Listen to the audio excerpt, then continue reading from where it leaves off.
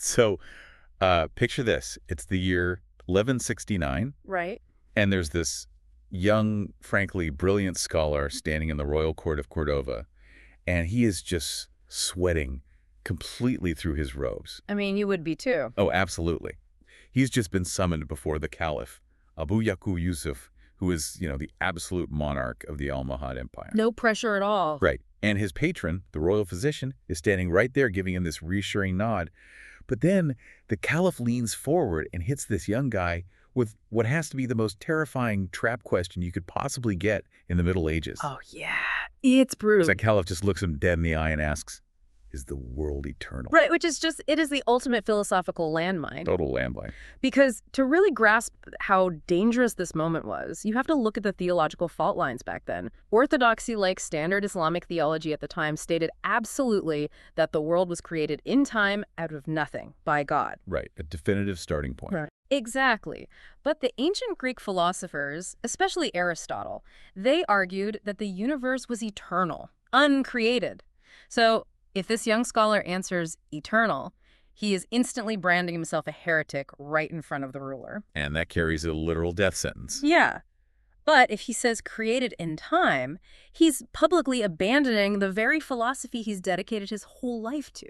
So the historical sources actually tell us this young scholar, who we'll find out later, becomes one of the most famous thinkers ever.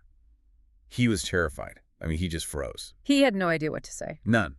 But this specific moment, this near-fatal crash between ancient Greek logic and strict religious dogma, that perfectly sets up what we're getting into today. We are going on a massive deep dive into a period that is honestly an intellectual thriller. And the stakes, I mean, they really couldn't have been higher. No. We're examining the transmission of Greco-Arab learning. Specifically, we're pulling from Majid Fakhry's A History of Islamic Philosophy, focusing on this phenomenal era he calls the Arab-Spanish Interlude. Yeah, the mission for this deep dive is to unpack how a handful of incredibly stubborn, brilliant minds in Muslim Spain didn't just save ancient Greek philosophy from vanishing. They actually figured out how human reason, religious revelation, and, the isolation of the intellectual mind all fit together. And they were doing this while society was often actively trying to suppress them. Okay, let's unpack this. Yeah. Because to get inside the heads of these thinkers, we first have to understand the actual world they were trying to survive in. So, picture the landscape of medieval Cordova. We're in the Iberian Peninsula, roughly between the 8th and 12th centuries. Right. Imagine, the smell of old parchment in these massive stone libraries packed with heavy leather bindings, brass astrolabes sitting on the tables. But outside those walls, the political situation is a total powder keg. Because this whole era is defined by just a massive cultural rivalry. Yeah. Over in the east, you've got the Abbasid Caliphate ruling from Baghdad. Right. And on the other side of the known world, you have Muslim Spain. Yeah, and to understand that rivalry, you actually have to look back to the year 749. The Abbasids had overthrown the Umayyad Caliphate in the east in this incredibly bloody revolution. Just a complete wipeout. Mostly, yeah. But one single Umayyad prince manages to escape. He flees across North Africa, crosses over into Spain, and sets up a rival principality there. So right from day one, Spain is completely estranged from Baghdad. Exactly. They're rivals in power, in architecture, and eventually in intellect. But the really fascinating thing Fakhry points out in the source material, and this blew my mind, is that despite this intense political hatred, there was this massive network of scholars just freely moving between the two empires. It's wild, right? The political borders were rigid, but the intellectual borders were incredibly porous. Like an ancient internet. Yes.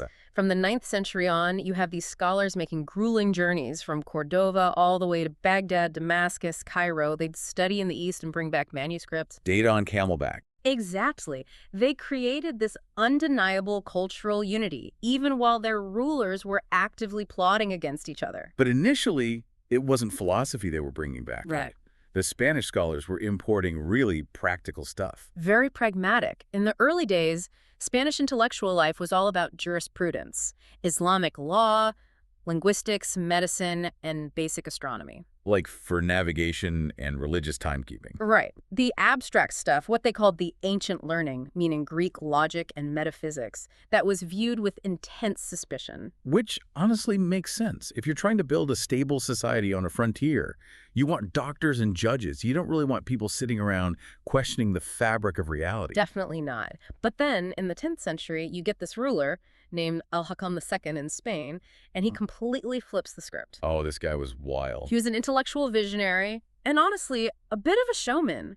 He realized that if Cordova was going to beat Baghdad, it couldn't just be richer, it had to be smarter. So he just starts buying up everything. Everything. He launched a massive state-sponsored importation of science and philosophy from the East. He sent agents to Baghdad with literal bags of gold to buy or copy every Greek philosophical text they could find. And he builds the Library of Cordova into this massive institution, right? Hundreds of thousands of volumes. Yeah, he sparked a deliberate, manufactured intellectual golden age. But of course, history loves a pendulum swing.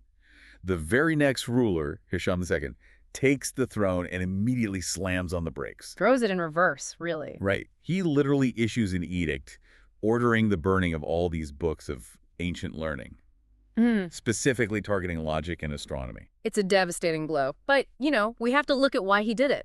Hisham II didn't just hate Aristotle. It was a very calculated political move. Because the masses were freaking out. Exactly. The Orthodox theologians and the general public had watched this flood of foreign Greek thought coming in, and they were terrified.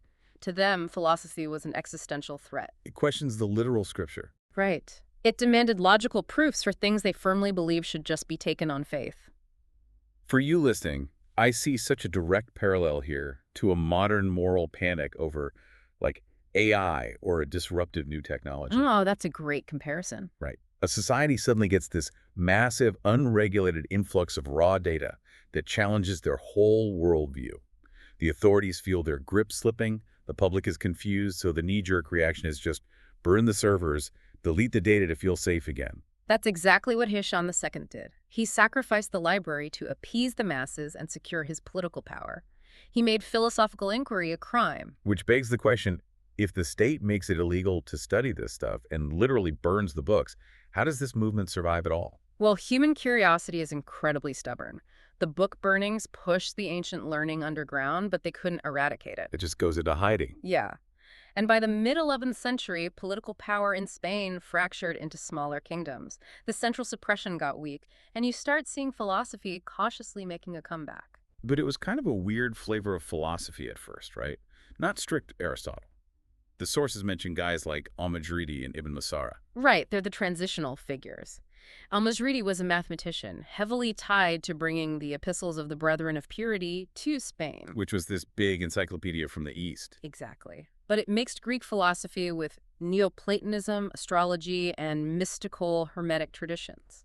It's not pure logic. Not at all, and Ibn Masara is even more dramatic. He was actually accused of heresy, fled Spain, got super into esoteric theology in the East, and then came back to live in a remote hermitage. Just hiding out in the woods. Pretty much. He blended pseudo-Empedoclean ideas about spiritual matter with intense Islamic mysticism. So they're dipping their toes back in, but they're wrapping the philosophy in mysticism to hide it from the authorities. Precisely. They're trying to find a synthesis. But what this friction shows you is that progress isn't a straight line. It's this dangerous tug-of-war between curiosity and dogma. And out of that incredibly volatile environment emerges the first true heavyweight of Arab-Spanish philosophy. A guy trying to figure out how a rational mind survives in an irrational world. Abu Bakr Muhammad ibn al-Sayyid, better known as Ibn Bajjah, or, in the Latin world, Avempace. His life story is basically a political thriller. He's born in Saragossa late in the 11th century, and he actually becomes a vizier. A very high-ranking political minister. Right in the thick of the cutthroat politics. Yeah. But his ambition makes him a massive target. He gets thrown in prison multiple times, makes enemies everywhere, and then he's actually poisoned in Fez in 1138. It's a dark irony, really. He's this philosopher obsessed with the life of the mind, but he's deeply entangled in the violent politics of the Almoravid dynasty. And because he was assassinated so young, his work is mostly unfinished. A lot of fragmentary treatises, yeah. But despite that, Fakhry argues Ibn Bajjah is the foundational pillar of Spanish philosophy. He's the first to really elevate the discourse there, from mystical musings to rigorous, systematic analysis. So, setting aside his chaotic day job, what was his core philosophy? What was he actually chasing? He was obsessed with eschatology, meaning the ultimate destiny of the human soul. But unlike the theologians, his method for saving the soul was purely intellectual. He wasn't relying on rituals. No, he was chasing a state of being called conjunction with the active intellect. Okay, we need to pause and translate that, because conjunction with the active intellect sounds like, I don't know, a hyperdrive from a sci-fi movie. What does that actually mean? Okay, so we have to look at Aristotle's theory of human knowledge, which dominated medieval thought. Aristotle said the human mind starts as a blank slate. The passive intellect. Exactly. It has the potential to think, but potential isn't enough. Think about vision. You need physical light to make colors visible to your eye. Yeah, you can't see in the dark. Right. So similarly, you need an intellectual light to make abstract concepts visible to the mind. So the active intellect is the light bulb turning on. Yes. But here's the twist. In medieval philosophy, this active intellect isn't just a process inside your brain. It was viewed as a separate divine agency, a cosmic intelligence radiating from the heavens. Wait, really? Like a literal force out in space? Essentially, yes. And when a human engages in deep, rigorous philosophical thought, their passive intellect catches the light of this divine active intellect. So Ibn Bajjah believed the ultimate goal of life wasn't just to be smart. It was to literally fuse your mind with this cosmic intelligence. Yes, the theologian said you get spiritual salvation in the afterlife as a reward for faith. The Sufi mystic said you could unite with God in this life through emotional ecstasy and chanting. But Ibn Bajjah says no, it's intellectual. Strictly rational, conjunction is his version of enlightenment. But doing that requires intense focus. And Ibn Bajjah is living in a corrupt, violent society that hates philosophy. So he writes his masterpiece, The Conduct of the Solitary, to solve this exact problem. And reading it, I was struck by how modern it feels. It's a brilliant political and ethical treatise. He draws on Plato's Republic and the philosopher al-Farabi. He says, look, in a perfect, virtuous society, people act rationally. The laws support intellectual growth. But he looks around 12th century Spain and goes, yeah, we are definitely not in a virtuous state. Far from it. He argues that when a state degenerates, people stop being guided by reason. They just run on base, corporeal impulses. Hoarding wealth, chasing shallow honors. Exactly. Sensual pleasure, violent conquest. And when a society runs purely on animalistic drives, reason becomes an alien concept. The philosopher has no place. It's so relatable. For anyone listening, imagine being the only rational person in a wildly toxic workplace. Oh, that's a perfect analogy. If the whole company culture is backstabbing and greedy decisions, and you try to engage with it, you either get fired or you become toxic yourself. So Ibn Bajjah says the philosopher has to become a stranger, a solitary figure. The mutawahid. But I'm sure you noticed the massive philosophical problem here. Oh, absolutely, because he's an Aristotelian. And Aristotle famously said, man is a political animal. Right. The Greeks believed you only reach your potential by participating in the community. If you isolate yourself, you're either a beast or a god, but you're not human. So how does he justify telling smart people to just lock their doors? Isn't that betraying Aristotle? What's fascinating here is how he threads that needle. He admits Aristotle is right in theory. Living in isolation is evil per se, meaning it contradicts human nature. We are designed for community, but it becomes good per accidens by accident or due to extreme circumstances. He says, when society is already completely broken, the goals of human association are already ruined. Engaging with it just degrades your soul. Exactly. In a degenerate society, withdrawing isn't a betrayal of nature. It's a desperate quarantine. It's the only moral choice left to protect your sanity. It's a mental survival mechanism. You live in the city physically, but mentally you build a fortress. Yes. He advises the solitary to only interact with the masses for bare physical survival. Buying food, basic trade, otherwise completely detach. So what do you do inside this mental fortress? You have to climb this ladder of being, right? Right. He outlines this rigorous internal curriculum. He identifies 4 spiritual forms you have to ascend. At the bottom, you have the inner powers of the soul memory, imagination. Stuff tied to the physical body. Yes. Above that, intelligible forms abstracted from matter, basic reasoning. Okay. Third tier is the active and acquired intellects, pure thought. And at the very top, the forms of the heavenly bodies, completely immaterial. So you spend your life ignoring the corrupt city, pulling your mind away from physical distractions, and climbing into pure abstraction. You shed your attachment to the corporeal world. You rise through these forms until you touch that divine active intellect. But there is a huge pivot at the end of this journey. Fakhry points out that Ibn Bajjah admits reason actually hits a ceiling. At the final moment of conjunction, he makes this surprising concession to the Sufi mystics. It is a rare concession for a strict rationalist. He states that the final stage can't be achieved by human effort alone. It requires a divine illumination. God literally casts a light into your heart. Yes. Upon leaving the body, the soul joins the celestial lights. Wait, if God just zaps you with enlightenment at the end, how is he any different from a mystic? Why do all that heavy Greek logic? That's the key distinction. The Sufis thought anyone could get this illumination through love and fasting. Ibn Bajjah strongly disagrees. He says this divine favor is exclusively reserved for the philosophers. Oh, wow. Yeah, God only casts this light into a mind that has already done the grueling intellectual homework. That is so incredibly elitist. He's basically drafting a contract for God saying, you only save the Aristotelians. Basically, yes. But this whole concept of the solitary philosopher is so compelling that the next great thinker in our timeline decides to take it and write a literal survival novel about it. All right, we're moving to the 12th century to Abu Bakr ibn Tufayl, an Andalusian polymath. Medicine, astronomy, philosophy, and he actually rose to become the royal physician to the Almohad Caliph. So unlike Ibn Bajjah, who is always getting thrown in jail, Ibn Tufayl has the ear of the most powerful guy in the empire. Exactly. And he writes this allegorical novel called Hay ibn Yaqsan, which means living, son of wakeful. And reading this, it's just astounding. People compare it to Robinson Crusoe, but it's centuries older and way more ambitious. Oh, Robinson Crusoe is just about a guy recreating British society. Ibn Tufayl's novel is a thought experiment. He wants to prove a human being can discover the deepest philosophical truths with nothing but unaided reason. No society, no teachers, no religion, no language. None of it. So let's walk through Hay's story. It's brilliant. Hay is an infant spontaneously generated on a desert island in the Indian Ocean. No other humans, and he's raised by a mother deer. So his early years, he's totally integrated into the animal kingdom. He mimics them, runs with the herd. He's at the lowest rung of Ibn Bajjah's ladder, purely sensory. But around age 7, his reason starts kicking in. He looks around and notices, he doesn't have fur or claws or fangs. He's physically vulnerable. So he uses practical intelligence. He invents clothes out of leaves and hides, makes weapons out of sticks. But the real pivot of the whole novel, the moment he becomes a philosopher, is when he faces mortality. His surrogate mother, the deer, dies. And Hay is shattered. But mostly he's confused.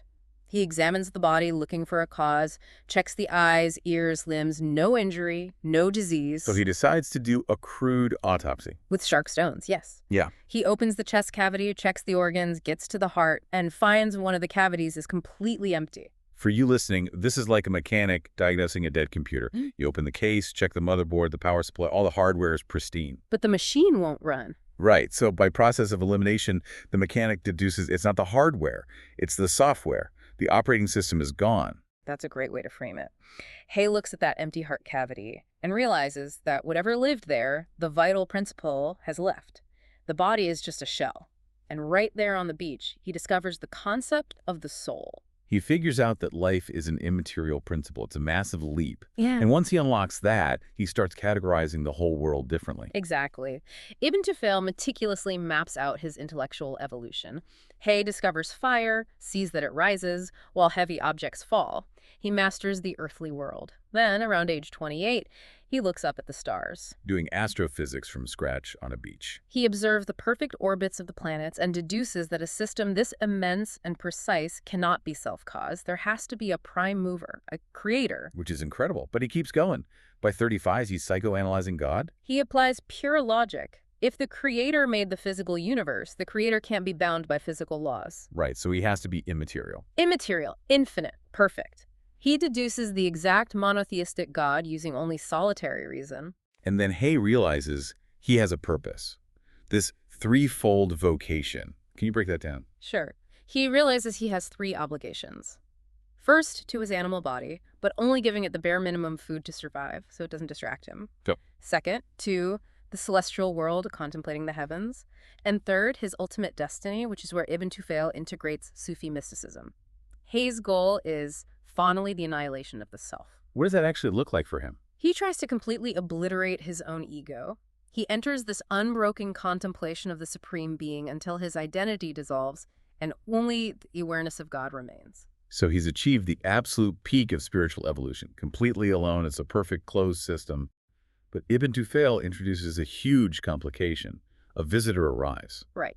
Here's where it gets really interesting. On a neighboring island, there's a human civilization with a revealed religion.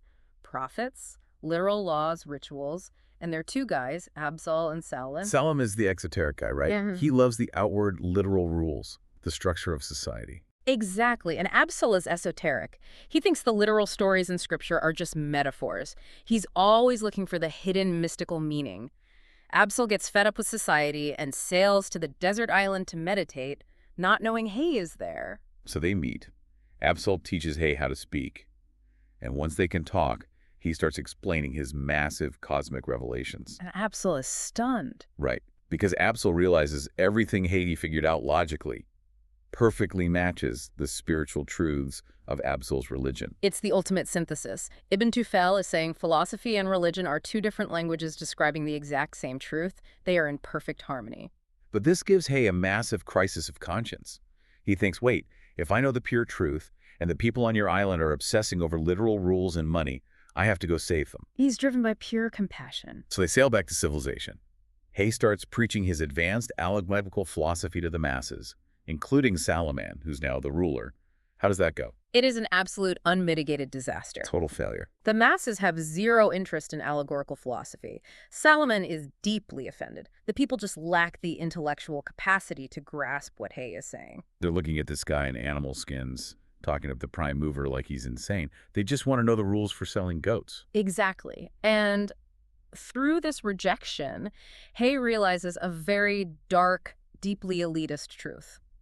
He realizes the vast majority of humanity is fundamentally incapable of higher philosophical thought. Which totally changes his view on religion. Yes, he suddenly understands why the prophet used physical metaphors and strict literal laws. The prophet wasn't lying, he was translating. He knew the masses could only be guided by fear of physical punishment and promise of physical reward. Without those rules, they just act like animals. Right. So Hay apologizes to Salomon. He says, I was wrong. Keep doing exactly what you're doing. Follow the rules. Then he and Absol sail back to their island to worship in solitude. Ibn Tufayl's conclusion is incredibly pragmatic. Philosophical truth is for the elite. Strict religious law is absolutely necessary for the ignorant masses. But Ibn Tufayl didn't just write novels. He played matchmaker in real life. He's the one who introduced a young scholar to the caliph, the exact guy we talked about at the start of the episode. What? I mean, the deep dive, the guy sweating in the royal court in 1169. Exactly. Abu Walid Muhammad ibn Ahmad ibn Rushd, Averroes, the greatest defender of Aristotle in Islamic history. So back to that trap question. The caliph asks, is the world eternal? Ibn Rushd freezes.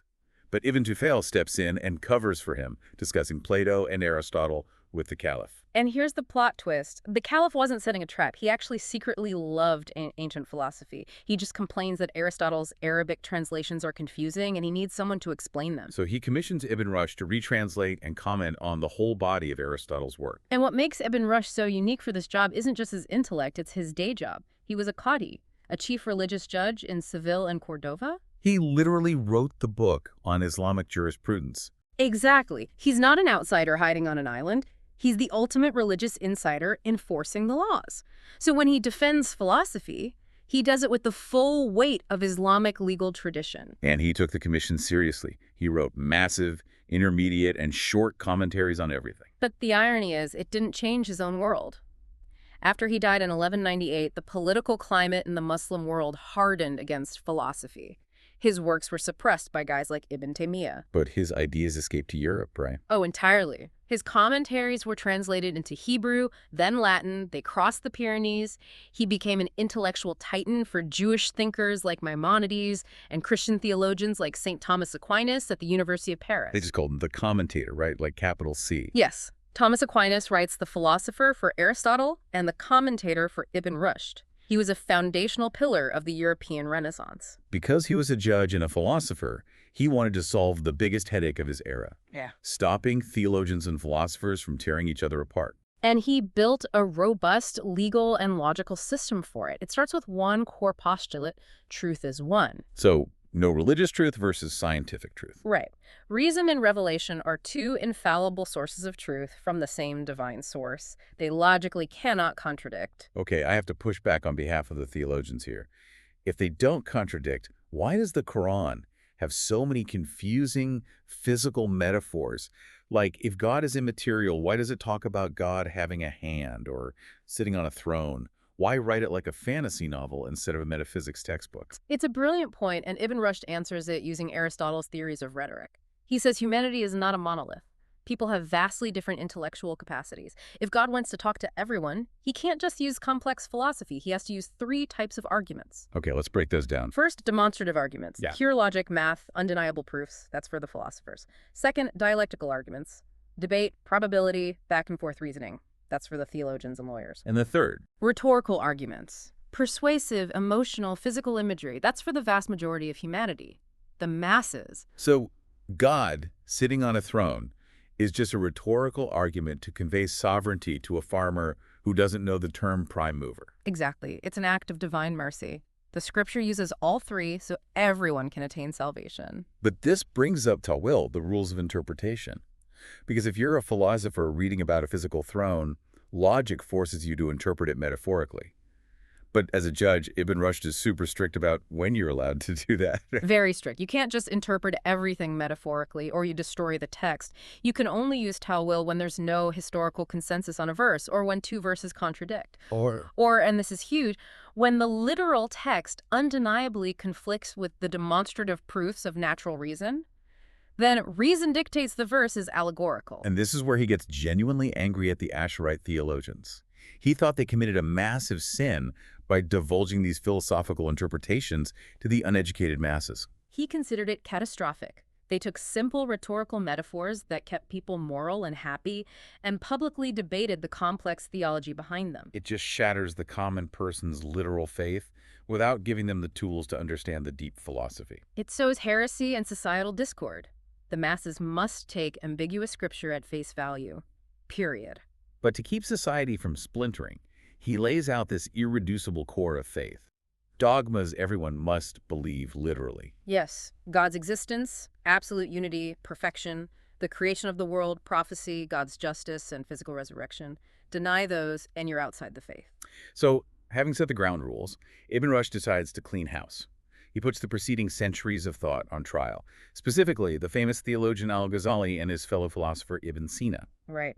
Years earlier, al-Ghazali wrote The Incoherence of the Philosophers, a devastating attack on Greek logic. So Ibn Rushd writes a massive rebuttal, The Incoherence of the Incoherence. So what does this all mean?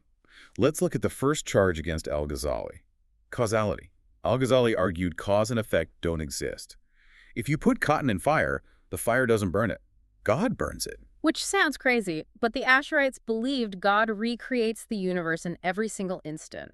If fire has to burn cotton by its nature, you're establishing a law that limits God's power. They wanted God to be able to perform miracles, so they said fire burning cotton is just a habit of God. But Ibn Rushd's counterargument is just devastating. He says al-Ghazali is destroying the concept of human knowledge. Because genuine knowledge is understanding causes. If fire burning is just a random habit that could change tomorrow, you can't know anything. Science is impossible. You deny reason entirely. Yes, and worse, he tells the theologians, if there's no logical pattern in nature, you can't prove intelligent design. You lose your best argument for a wise creator and give ammo to materialists who think everything is random chance. It's just incredible. Round 2, God's knowledge. Al-Ghazali accused philosophers of stripping God of attributes. If God is unchanging, how can he know about a leaf falling without that changing knowledge changing God? Ibn Rushd says human knowledge is the effect of things. We look at a tree and it causes our knowledge. But God's knowledge is the cause of things. God knows everything simply by knowing himself, because he is the eternal cause of it all. His knowledge doesn't depend on the physical world. Okay, so he dismantles the theologian, but then he attacks Ibn Sina, a fellow philosopher. Why? Because Ibn Sina compromised. He polluted Aristotle with Neoplatonism, specifically the theory of emanation, the idea that the universe trickled down from God through intermediaries. Like a fountain overflowing. Right. Ibn Rushd hates it. Aristotle's God is the unmoved mover. He doesn't overflow to create a messy universe. There's no logical proof for that cosmic game of telephone. He also attacks Ibn Sina's idea that essence and existence are separate. Yeah, Ibn Sina thought existence was an accident added to an essence, like a sticker you put on the concept of a horse. Ibn Rushd says, no, existence is the reality of the thing itself. You can't separate them. And finally, he destroys Ibn Sina's idea of something being possible in itself but necessary through another. It's a blatant logical contradiction. Ibn Sina was trying to explain how the universe could depend on God but also be eternal. Ibn Rushd says a thing is either inherently possible, meaning it can be destroyed, or inherently necessary, meaning it's eternal. You can't mix them. He accused Ibn Sina of pandering to theology. So where does Ibn Rushd leave us? What is our final destiny? For the masses, it's moral rectitude guided strictly by literal scripture, but for the elite philosophers. It's what even Bajjah wanted. Exactly. Conjunction with the active intellect, rising above the physical world to understand the universe and achieve intellectual immortality. Let's zoom out and summarize this massive journey. We started with the Baghdad-Cordova rivalry, book burnings under Hisham II. Ibn Bajjah's theory of the solitary stranger surviving a corrupt world in a mental fortress. Then Hay's desert island, discovering God through reason, but realizing the masses will never understand. And finally, Ibn Rushd, building an airtight legal system to reconcile reason and faith, putting centuries of thought on trial. These thinkers built a bridge that literally carried human thought into the Renaissance. If we connect this to the bigger picture, it's vital to realize this isn't ancient history. We still fight daily over how to communicate complex truths, climate science, economics, to a public that is often distracted or hostile. We're still trying to maintain intellectual integrity in a polarized society that prefers simple slogans over deep proof. The tech has changed, but human limitations haven't. Which leaves you, listening right now, with a final provocative thought. Ibn Tufayl and Ibn Rushd both concluded that the highest, most complex truths must be hidden from the general public. They believe democratizing complex truth without intellectual training just leads to sectarian violence and collapse. Now look at our world today.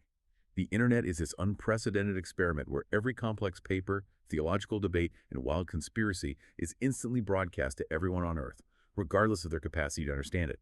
My question to you is, by making all information available to everyone all at once, have we proven these medieval philosophers well? Have we elevated the masses? Or, when you look at the chaotic, violent divides in modern society, are they proof that Ibn Tufayl and Ibn Rushd were actually right all along? My question to you is, thank you so much for joining us on this deep dive into the source material. We'll catch you on the next one.